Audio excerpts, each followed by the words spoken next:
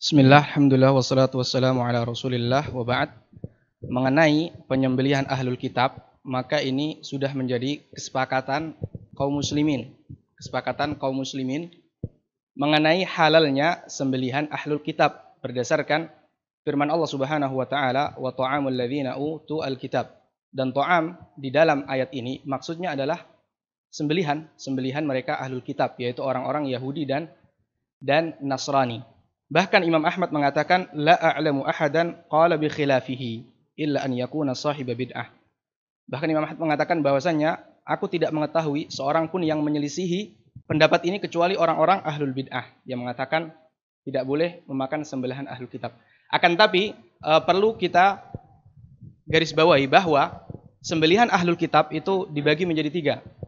Yang pertama, kalau misalnya kita dengan jelas tahu mereka menyembelih dengan cara syar'i dan mereka menyembelih dengan menyebut nama Allah, maka ini tidak terjadi perselisihan pendapat bahwa bolehnya kita memakan sembelihan mereka.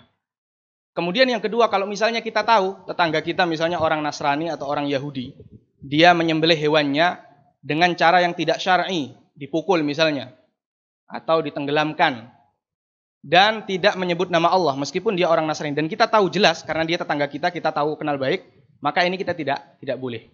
Kemudian yang ketiga, kita tidak tahu keadaannya.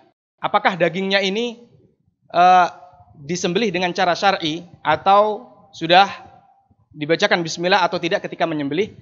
Maka di sini terjadi khilaf pendapat para ulama. Akan tapi pendapat yang lebih kuat adalah bahwa kita diperbolehkan selama kita tidak mengetahui apakah dagingnya ini disembelih dengan cara syar'i atau tidak, selama dagingnya ini dari ahlul kitab.